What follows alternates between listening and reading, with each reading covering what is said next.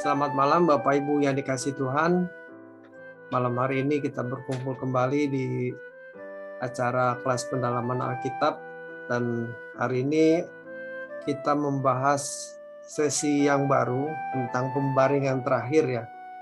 Setelah bulan lalu kita menyelesaikan sesi tentang penghakiman, dan hari ini kita akan membahas tentang topik yang baru tentang pembaringan terakhir.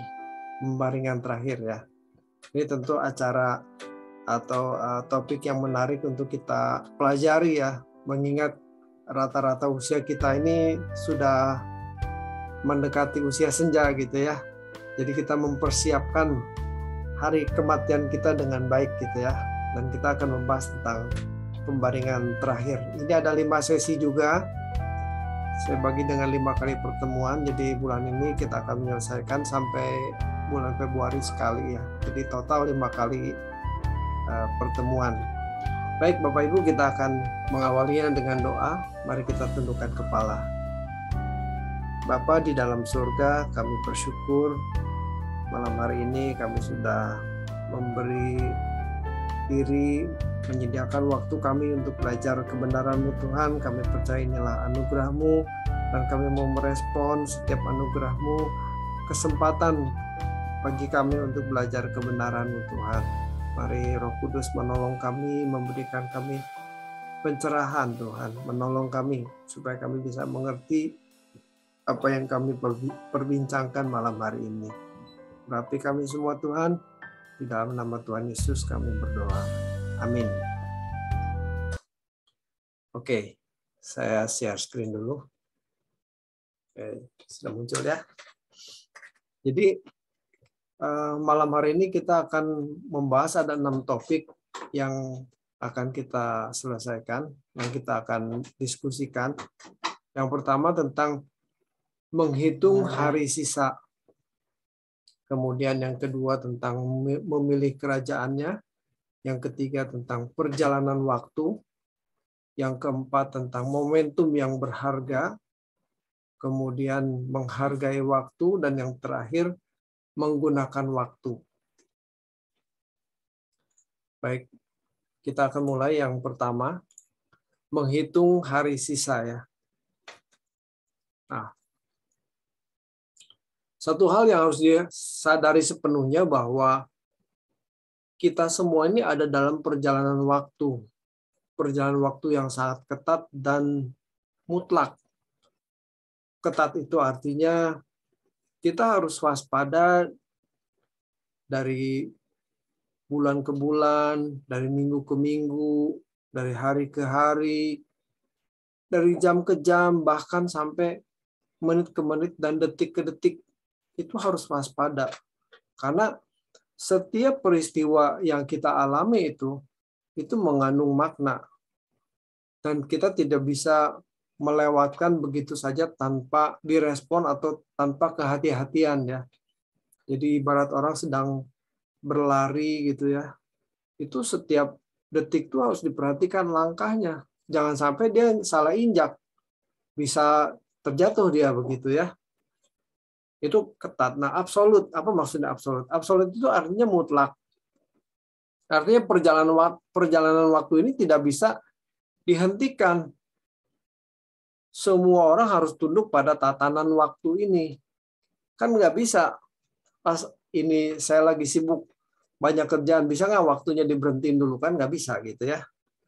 Nah, orang yang tidak tergetar dengan realitas ini, artinya tidak gemetar dengan adanya perjalanan waktu yang ketat dan absolut ini, pasti tidak mengerti kebenaran dan tidak mempersiapkan diri untuk menyongsong hari kematiannya atau menyongsong hari kedatangan Tuhan Yesus. Jadi di depan kita ini ada 2 peristiwa yang pasti terjadi. Cuman mana duluan kita nggak tahu gitu ya. Yang pasti terjadi yaitu yang pertama hari kematian kita atau hari kedatangan Tuhan Yesus. Itu tergantung yang mana yang duluan yang akan tiba gitu. Bisa kedatangan Tuhan Yesus dulu, kita diangkat hidup-hidup, diubah sehingga kita memiliki tubuh kebangkitan atau tubuh kemuliaan, atau kita mati dulu. Nah, itu akan terjadi dua peristiwa di depan. Kemudian ketat, absolut, dan terbatas. Nah, banyak manusia tidak menyadari bahwa waktu yang dimiliki itu seolah-olah tidak terbatas, padahal terbatas. Nah, kita harus bijaksana menghitung hari sisa kita. Nah, ini adalah gambar counter ya, counter itu atau penghitung ya. Jadi kalau setiap hari itu angka 28.000 itu setiap hari berkurang satu, berarti dan sampai waktunya 0, kita mati di situ, berarti kan kita punya waktu 28.000 hari gitu ya. Nah, sekarang kalau kita hitung-hitungan, seandainya manusia itu dikasih usia 80 tahun, maka jumlah harinya itu adalah 29.200. Kalau 70 tahun, itu 25.500. Jadi kalau 28.000 ya kira-kira 70 sekian lah, 77 atau berapa lah ya gitu ya. Nah, sekarang kalau kita menghitung sisa umur hidup kita, kalau usia 40, maka sisa hari kita tuh kalau umurnya usia kita berakhir di 70 tahun, maka itu sisa hari cuma 10.950 hari. Jika dia bisa mencapai usia 80, maka sisa harinya tuh tinggal 14.600. Jadi betapa sedikitnya ya. Kalau usia kita sekarang tuh 40 ya. Kalau 50 berarti itu antara 7.300 sampai 10.950 hari. Itu setiap hari berkurang satu, berkurang satu, berkurang satu. Nah, jika 60 tahun, tinggal 3.650 sampai 7.300 hari. Makin sedikit. Nah, kita harus menyadari betul bahwa setiap hari itu adalah anugerah, sesuatu yang berharga, yang tidak boleh disia-siakan itu. Saya kasih catatan di situ belum termasuk diskon. Aduh, maksudnya apa nih diskon? Ternyata ada orang-orang yang tidak mencapai 70 ya umurnya ya. Jadi ada diskonnya gitu. Diskonnya itu berupa kena penyakit ya, atau kecelakaan, atau apalah segala macam ya. Kan belum, nggak semua manusia itu usianya 70 tahun ya. Umur 40 meninggal juga banyak gitu. Kena sakit jantung, kena diabetes, kena asam urat, kolesterol, kena stroke. Ada aja gitu. Zaman dulu orang umur 70, 60, 70 baru kena penyakit jantung. Sekarang umur 20 juga ada yang sakit jantung. Karena dari makanannya tidak dijaga. Junk food dimakan terus begitu ya. Jadi hitung-hitungan hari begini ya, kalau diskonnya banyak ya berarti makin pendek. Otomatis kesempatan dia untuk mengenal Tuhan juga makin sedikit. Gejala semacam ini seperti sebuah alarm jam yang membangunkan kita agar bersiap menghadapi hari kematian. Jadi alarmnya bunyi nih. Cleaning gitu ya. Nah, gejala-gejala tersebut merupakan lonceng kematian yang harusnya semakin hari makin keras bunyinya. Setelah kematian, manusia akan menghadapi penghakiman untuk menentukan nasib kekalnya. Nah, penghakiman adalah realitas yang sangat dahsyat sebab penghakiman tidak berbelas kasihan sama sekali, tidak pandang bulu, tidak berlaku buat orang yang di luar Kristen aja.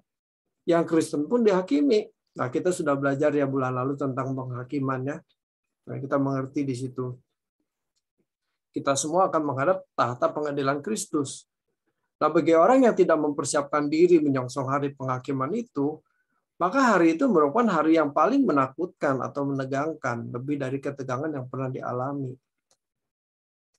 Nah, ironinya, bertolak belakang, banyak orang lebih mempersoalkan menghadapi hidup hari ini, hidup yang di dunia, hidup yang sekarang ini, padahal hidup yang sekarang ini hanya sementara. Dan betapa bodohnya mereka itu, tetapi inilah irama hidup standar yang hampir yang dimiliki oleh setiap orang yang hidup di dunia. Nah, kalau di gambar itu saya pilihkan gambar udah alarmnya bunyi, bukannya bangun gitu ya, bukannya siuman, ini malah jamnya dirusak gitu ya, supaya nggak bunyi gitu. Jadi dia mau tidur terus gitu, mau terlena terus gitu. Nah, ini berbahaya sekali. Topik yang kedua tentang memilih kerajaannya ya. Suasana hidup hari ini mengkondisi manusia untuk tidak waspada terhadap realitas perjalanan waktu. Padahal porsi waktu atau usia manusia itu sangat terbatas. Dunia menawarkan berbagai kesenangan dengan berbagai fasilitas untuk dinikmati. Sampai manusia melupakan maksud dan tujuannya diciptakan oleh Sang Pencipta, oleh Tuhan. Dengan berbagai kesenangan, manusia merupakan siapa dirinya. Mereka sibuk untuk diri sendiri dengan berbagai kesenangan dunia dan segala fasilitasnya.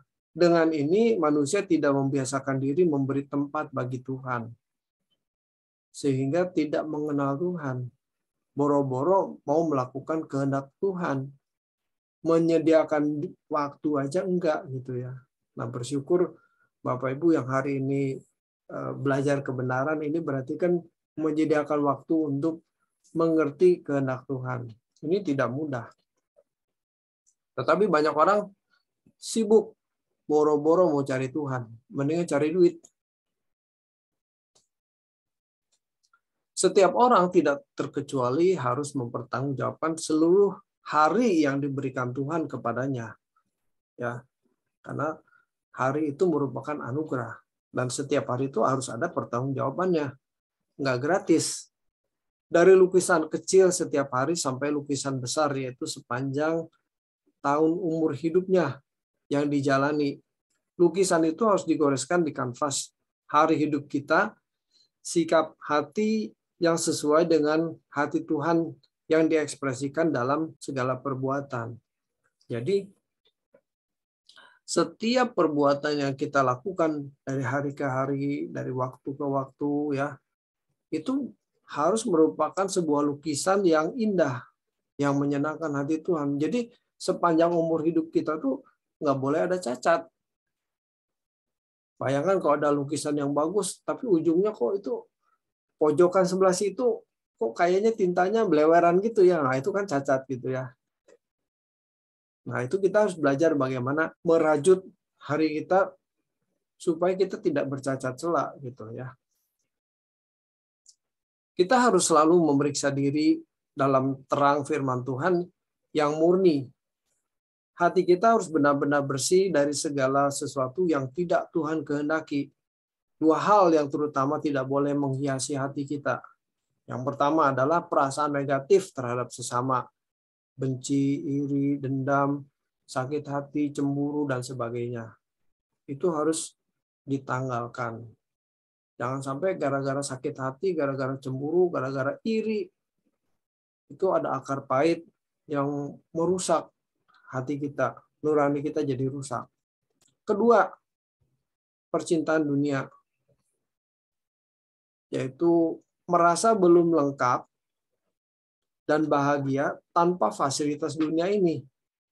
Berarti orang ini masih bisa dibahagiakan oleh materi dunia dengan segala hiburannya. Nah, ini yang berbahaya.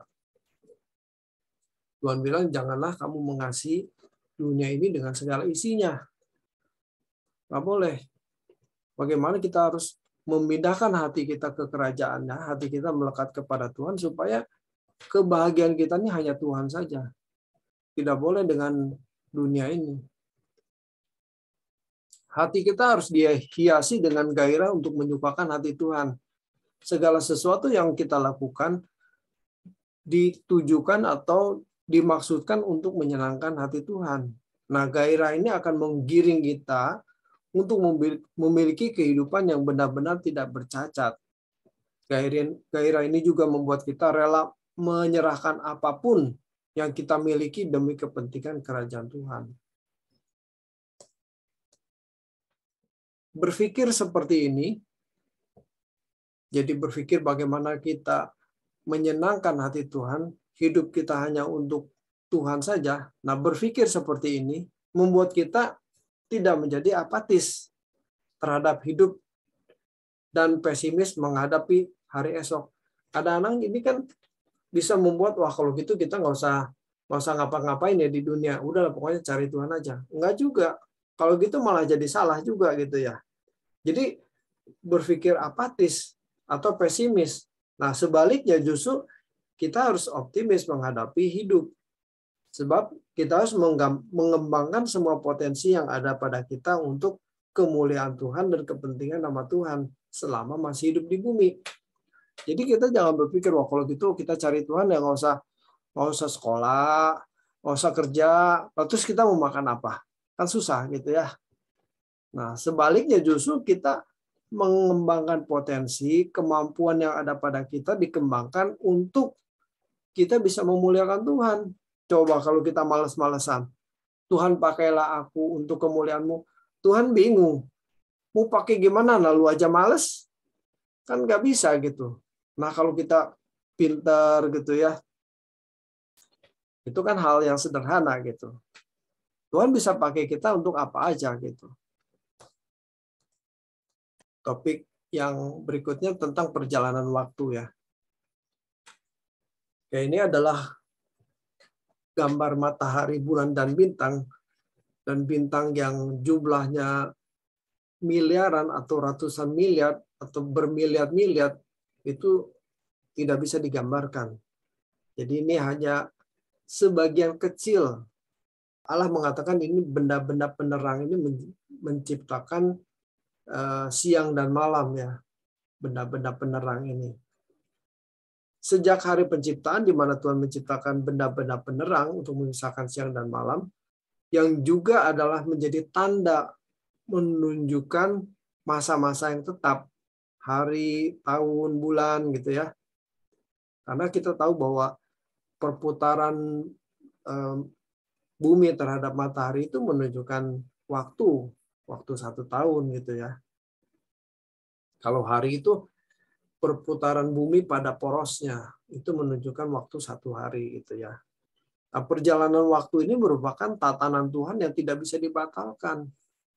Jadi ini tatanan atau hukum kehidupan tidak bisa dibatalkan. Jangankan dibatalkan, dihentikan aja nggak bisa. Waktu itu kan nggak bisa dihentikan. Nah, semua makhluk yang hidup itu harus tunduk secara mutlak terhadap hukum ini. Sebenarnya perjalanan waktu tidak menjadi masalah sama sekali kalau manusia tidak jatuh dalam dosa. Dan kalau manusia tidak jatuh dalam dosa, maka tidak ada proses penuaan atau proses menuju kematian. Ya. Nah, sejak pada hari manusia memberontak kepada Tuhan, maka manusia itu sudah mati. Itulah awal dari proses kematian gitu ya. Tuhan bilang pada waktu kamu memakannya, kamu akan mati begitu ya. Transformasi ini tidak akan menjadi masalah kalau sesudah kematian kita menerima kemuliaan, yaitu kehidupan yang lebih baik di kerajaan Tuhan. Jadi kematian itu adalah menjadi sebuah proses di mana manusia itu kembali kepada bentuk kekekalannya. Masalahnya kekalnya di mana? Kekal di neraka atau kekal di surga? Nah, itu yang jadi masalah.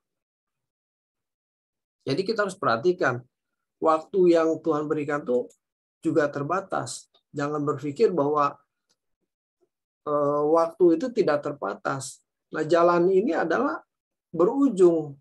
Jalan ini ada akhirnya gitu ya. Nah, banyak orang tidak menyadari dan terjebak dalam pola kehidupan seakan-akan perjalanan ini tidak ada akhirnya. Dia cari kesenangan demi kesenangan, dari satu kebahagiaan ke kebahagiaan, dia berjuang demi suksesnya sendiri. Seolah-olah dunia ini tidak akan berakhir begitu. Inilah yang menyesatkan kehidupan banyak orang, termasuk di dalamnya sebagian orang Kristen. Orang Kristen juga begitu, pola pikirnya. Makanya kita harus berubah. Nah, bila hal ini terjadi, maka mereka tidak mengerti kebenaran. Ini adalah sebuah penyesatan iblis yang sukses. Jadi kalau sampai orang Kristen berpikir jalan ini tidak berujung gitu ya, wah iblis sukses menipu kita. Gitu. Nah, kita harus bersyukur ya Bapak Ibu ya, bahwa setiap hari kita membuka mata, kita melihat matahari terbit di ufuk timur gitu ya. Setiap hari yang baru itu adalah suatu kesempatan bagi kita untuk belajar menghormati Tuhan, belajar mengasihi Bapa. Hari yang baru adalah hari untuk belajar bagaimana kita menghormati satu-satunya pribadi yang pantas dihormati. Inilah letak mahalnya waktu yang disediakan bagi orang percaya, bagi kita, untuk mewarisi kerajaan Allah. Jadi, waktu yang diberikan bagi kita 70 atau 80 atau kalau kuat 90 tahun itu sebetulnya masa persiapan untuk kita mewarisi kerajaan Allah. Makanya waktu itu sangat berharga. Momentum yang berharga. Di dalam doa Bapa kami, itu terdapat kalimat, tetapi lepaskanlah kami daripada yang jahat. Nah, kata jahat di situ digunakan kata poneros. Poneros. Itu menunjuk kejahatan dalam pikiran, yaitu hasrat yang tidak sesuai dengan keinginan Tuhan. Jadi hasrat, ada keinginan dalam diri manusia yang tidak sesuai dengan keinginan Tuhan. Nah, ini sama dengan kemelesetan. Kemelesetan yang kita dengar itu adalah hamartia ya. Itu artinya dosa. Nah, dosa juga, poneros itu juga dosa. Tapi dalam doa Bapa kami itu digunakan kata poneros. Jahat, lepaskanlah kami dari yang jahat. Nah, kalau kita lihat ilustrasi gambar di situ, seharusnya anak panah itu masuknya di bagian yang warna kuning, tetapi banyak orang meleset. Meleset dari apa sebetulnya? Dari kehendak Tuhan. Tuhan suruh lakukan sesuatu, kita lakukan yang lain. Walaupun itu tidak mengandung unsur kejahatan gitu ya, tetapi meleset. Tidak sesuai dengan keinginan Tuhan gitu ya. Jadi segala sesuatu yang tidak sesuai dengan keinginan Tuhan itu adalah kejahatan, poneros. Nah, kita berdoa, Tuhan mengajarkan kita berdoa kepada Bapa itu, lepaskanlah kami dari yang jahat, supaya kita ini tepat bisa melakukan apa yang Bapa kehendaki. Salah satu yang membuat seseorang tidak merasa bahwa dirinya meremehkan perjalanan waktu adalah karena ia merasa tidak berniat untuk mengkhianati Tuhan. Ia berpikir bahwa nanti selalu ada waktu untuk mencari Tuhan dengan sungguh-sungguh. Nanti ada waktu gitu ya. Selalu ada waktu untuk mencari Tuhan. Seharusnya dia berpikir bahwa nanti tidak ada waktu lagi. Sekarang harus sungguh-sungguh begitu. Momentum-momentum yang berharga yang Tuhan sediakan untuk mempersiapkan diri menyongsong kematian itu akan berlalu dengan sia-sia.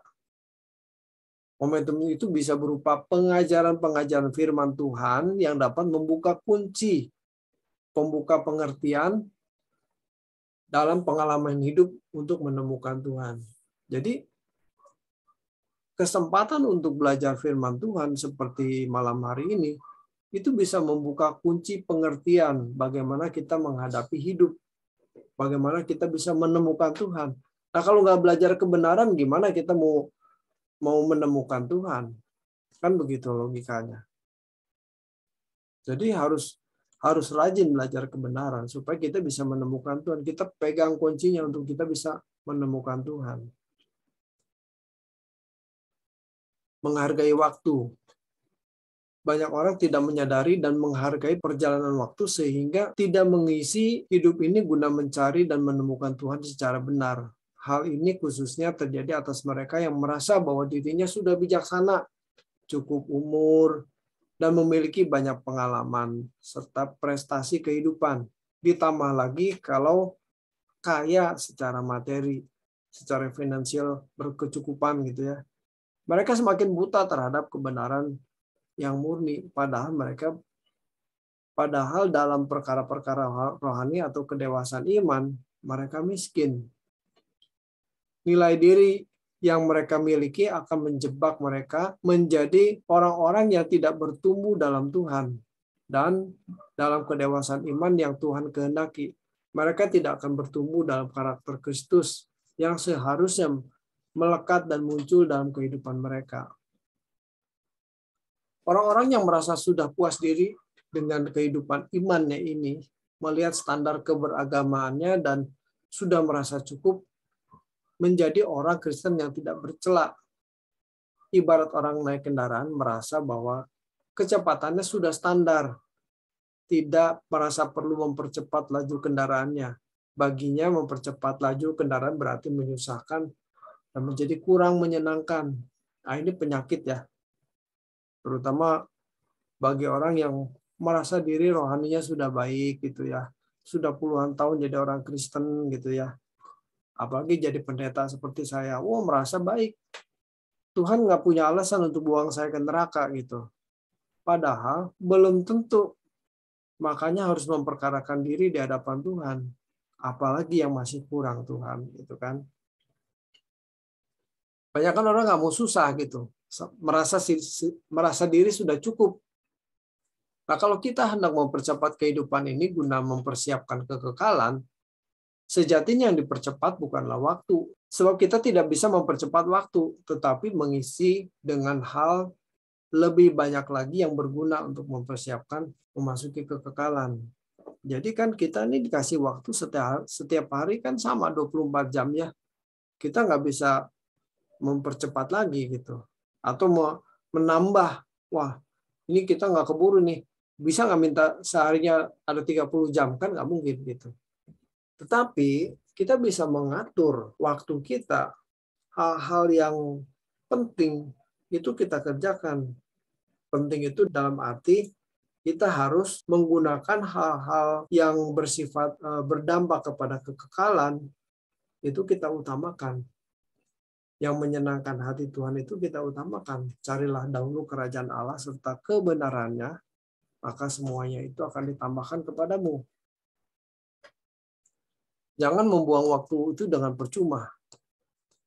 Nah, ini sekarang yang terakhir tentang menggunakan waktu. Banyak orang menyatakan bahwa waktu adalah uang. Time is money ya.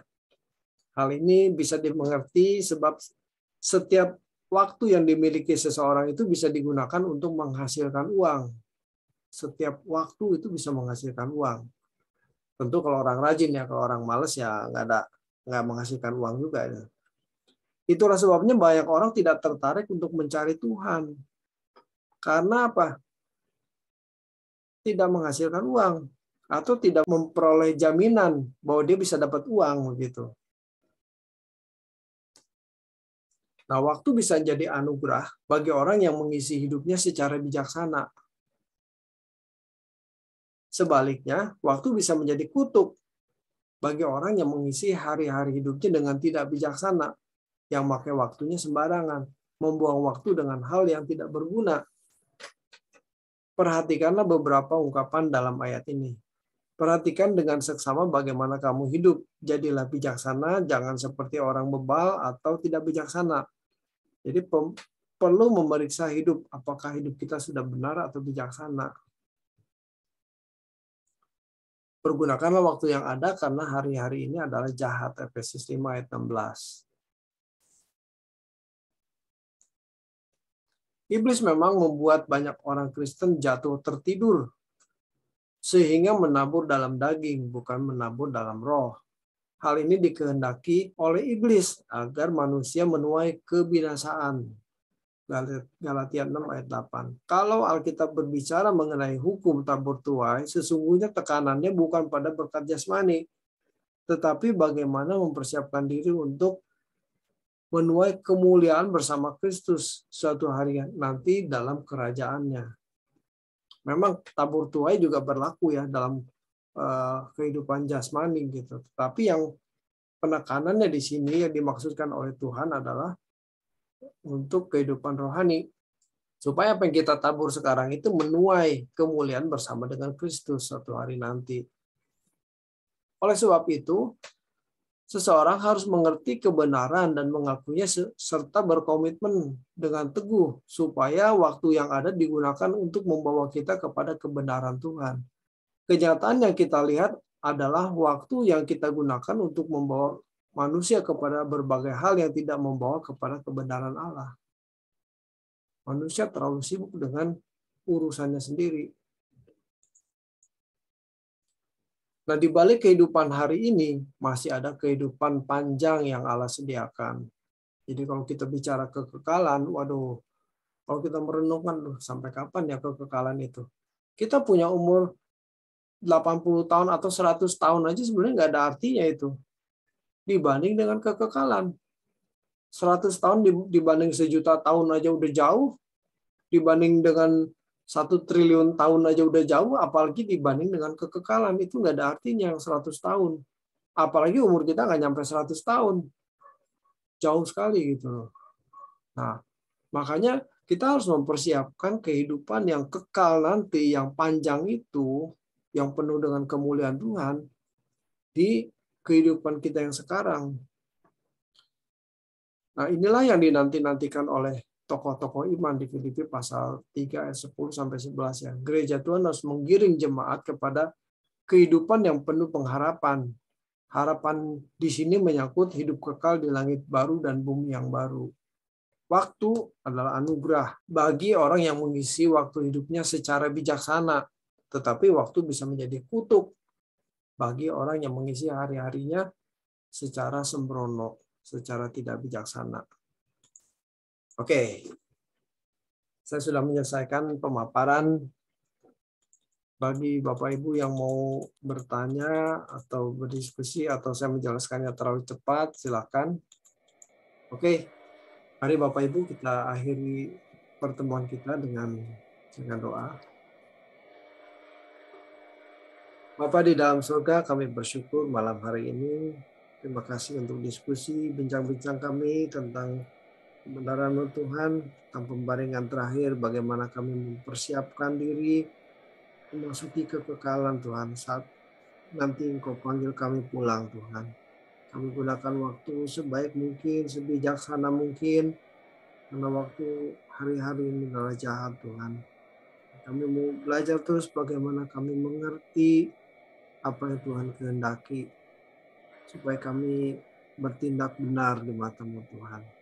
Terima kasih Tuhan, tolong kami semua, Roh Kudus membimbing kami supaya kami boleh semakin hari semakin sempurna di mata Tuhan. Terima kasih Tuhan. Berkati kami semua yang mengikuti ibadah pendalaman Alkitab malam hari ini Tuhan. Tuhan menyertai, menolong kami semua. Terima kasih Tuhan. Di dalam nama Tuhan Yesus Kristus kami sudah berdoa. Haleluya. Amin. Tuhan berkati. Selamat malam. Sampai jumpa. Terima kasih Pak David. Malam semuanya. Malam Pak David. Pak James. Ya, malam semua. Oke.